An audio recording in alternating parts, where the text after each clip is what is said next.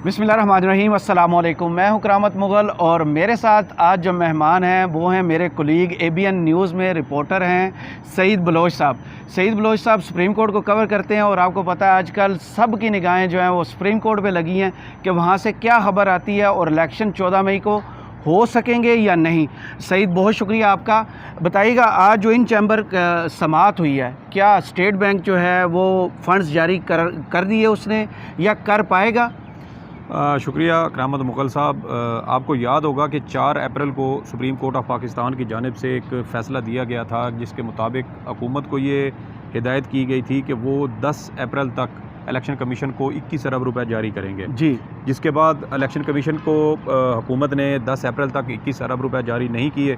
11 अप्रैल को election commission ने supreme court में एक रिपोर्ट जमा करवाई जिसमें उनकी जानिब से ये कहा गया कि हुकूमत ने पंजाब और खैबर पख्तूनख्वा में आम इंतखाबात के लिए हमें कोई फ़ंड्स फराहम नहीं किए। सही। सुप्रीम कोर्ट की हिदायत ये थी कि हुकूमत यकमुश्त अदायगी कर दे या किस्तों में कर दे।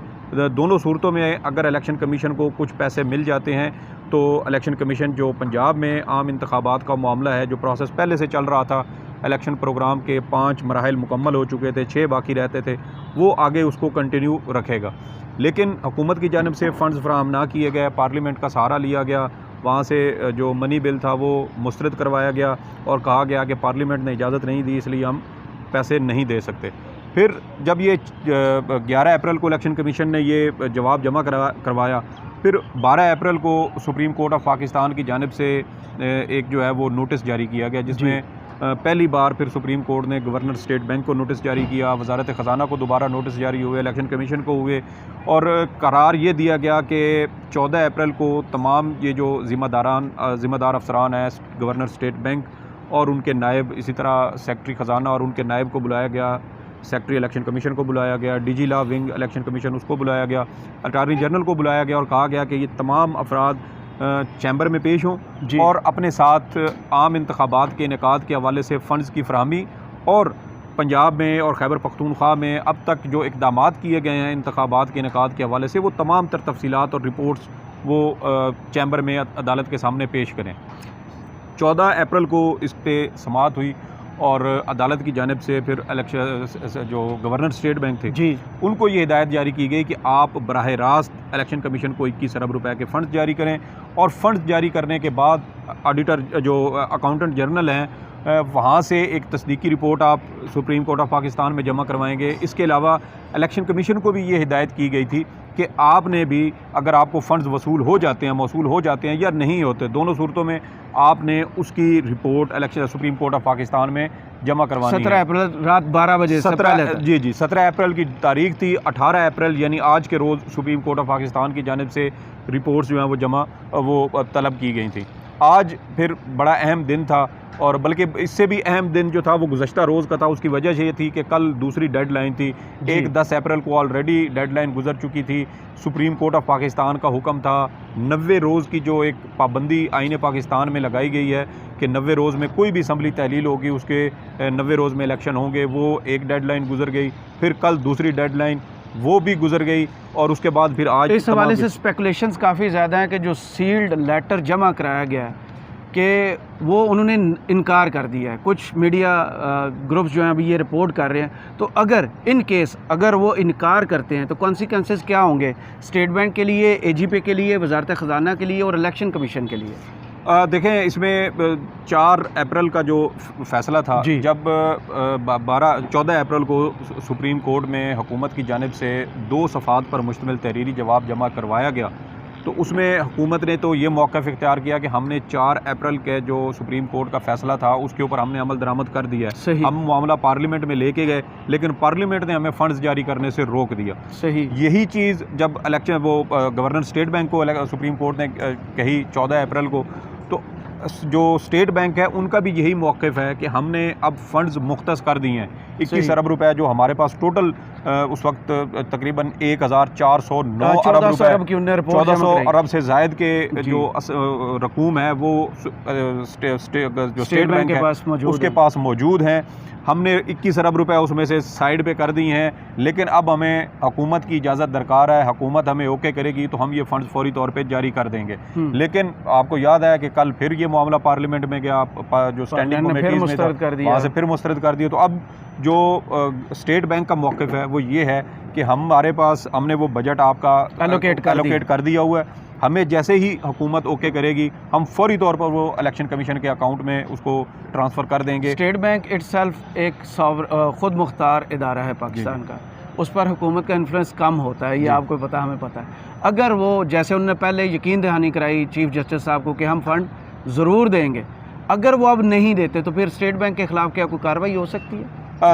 देखें इसमें जो एक तरीका जो मतलब चीज़ें चल भी रही हैं कि अगर आप आइन के आर्टिकल 81 को देखें ना तो उसमें ये है कि जो इलेक्शन कमीशन हो, ऑडिटर जनरल हो, या इस तरह के जो दीगर रियासती या आइनी इदारे हैं जिनको अपने जो अखराजात हैं उसके लिए फ़ंड्स दरकार हों तो वो हुकूमत से डायरेक्ट कह सकते हैं और हुकूमत उनको फराहम कर सकती है। सही। हुकूमत इस वक्त अब जो एक शील्ड लेने की कोशिश कर रही है वो है पार्लियामेंट की, कि हम पार्लियामेंट में इस चीज़ को लेके गए और पार्लियामेंट हमें इजाज़त नहीं दे रही।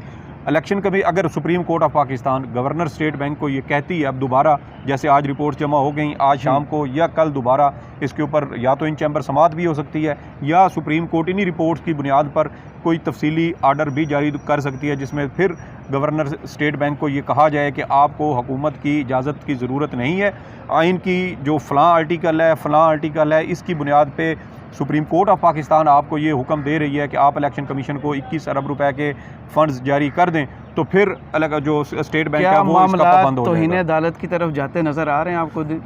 देखें जो notice supreme court of Pakistan की जानिब से 12 अप्रैल को जारी किया गया था ना, ये तमाम अफसरान को, जिसमें उन्होंने कहा था कंटेम्प्ट ऑफ कोर्ट से भी ज़्यादा स्वेयर इस वक्त जो अहम चीज़ है वो ये है कि आईन पाकिस्तान में 90 रोज़ की पाबंदी लगाई है कि 90 रोज़ के अंदर हर हाल में इलेक्शन होंगे। सुप्रीम कोर्ट का जो बज़ाहिर जो चीफ जस्टिस ऑफ पाकिस्तान का जो फोकस हमें नज़र आता है वो ये है कि वो किसी मज़ीद नए तनाज़े में नहीं जाना चाहते, क्योंकि आपको देखें हुकूमत की जानिब से जिस तरीके से सुप्रीम कोर्ट के फैसले मुस्तरद किए गए, जिस तरीके से तौहीन अदालत की गई, जजेस को जिस तरीके से उनको थ्रेट किया गया, उनकी फैमिलीज़ के बारे में बाकायदा सोशल मीडिया पर मुहिम चलाई गई, तो चीफ जस्टिस इन तमाम तर चीज़ों के बावजूद वो तहम्मुल का मुजाहरा कर रहे हैं और उनकी कोशिश ये है कि ये तमाम जो मामलात हैं ये खुश असलूबी से किसी तरीके से तय हो जाएं।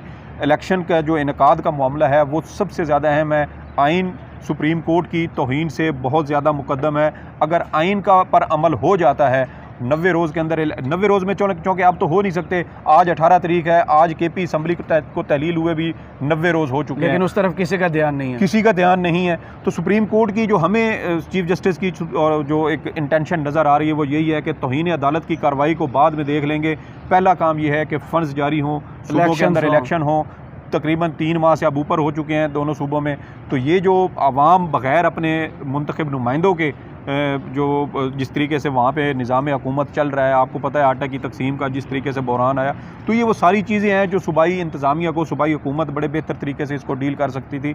तो मुमकिन है कि तौहीन अदालत लगे, इसमें कोई शक नहीं है। माजी में हमने देखा कि सुप्रीम कोर्ट ने, आपको याद होगा, निहाल हाशमी को, तलाल चौधरी, दानियाल अजीज़, निहाल हाशमी, फिर साबिक वज़ीर आज़म यूसुफ रज़ा गिलानी, तो ये बहुत सारी मिसालें हमारे सामने मौजूद हैं। इसमें कोई दो राय नहीं है कि सुप्रीम कोर्ट ने अपना हुक्म हर हाल में उसको इम्प्लीमेंट करवाना है। अगर ये नहीं करवाते तो फिर आप सुप्रीम कोर्ट ऐसे समझे कि ख़त्म हो चुकी है, फिर जिसके हाथ में डंडा होगा वो अपनी बातें मनवाएगा।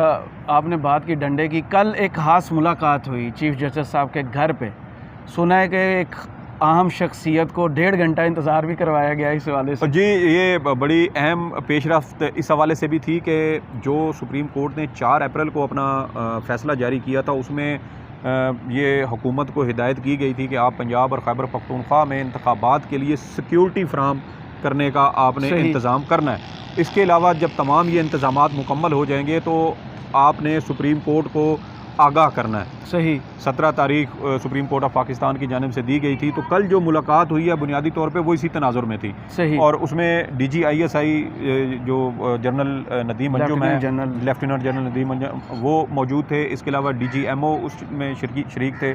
इसके अलावा जो सेक्रेटरी दिफा हैं हमूदुज़्ज़मा, जी, वो उस मुलाकात में शरीक थे। अटारनी जनरल की मौजूदगी में ये मुलाकात हुई और पहले पैगाम सेक्रेटरी दिफा की जानिब से भिजवाया गया। उसके बाद फिर इन जो दीगर सीनियर अफसरान हैं ये सुप्रीम कोर्ट पहुँचे, लेकिन उसमें फिर हमारे ज़राए ये बताते हैं कि जो मुअज़्ज़ज़ अफसरान थे, इनको तकरीबन आधा घंटा से 45 मिनट तक इंतज़ार करवाया गया और उसके बाद फिर चीफ़ जस्टिस ऑफ पाकिस्तान की जानिब से जब वो उनको फुर्सत मिली, क्योंकि उनके अपने भी काफ़ी सारे जो इंतज़ामी मामलात हैं, जुडिशल मामलात हैं, वो सारे उन्होंने देखने होते हैं, और उसके बाद फिर ये मुलाकात हुई और तकरीबन 2.5 से 3 घंटे ये मुलाकात जारी रही है। और हमारे ज़राए ये बताते हैं कि मुमकिन तौर पे पंजाब में इलेक्शन का मामला जो है वो आगे जा सकता है, मामला तय पा गए जी किसी हद तक। और केपी का जो है वो इस हवाले से अभी उसका कोई वाज़े रोड मैप नज़र नहीं आ रहा, क्योंकि अभी तक तो खैबर पख्तूनख्वा की जो पेशावर हाई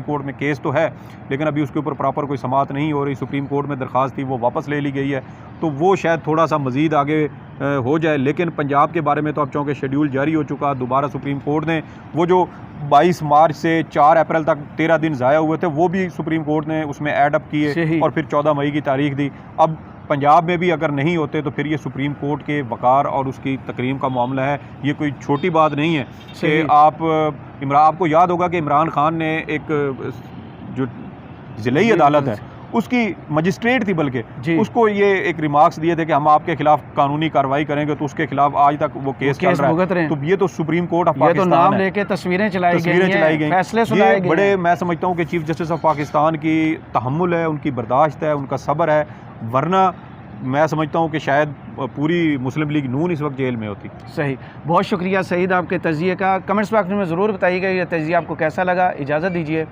अल्लाह हाफ़िज़।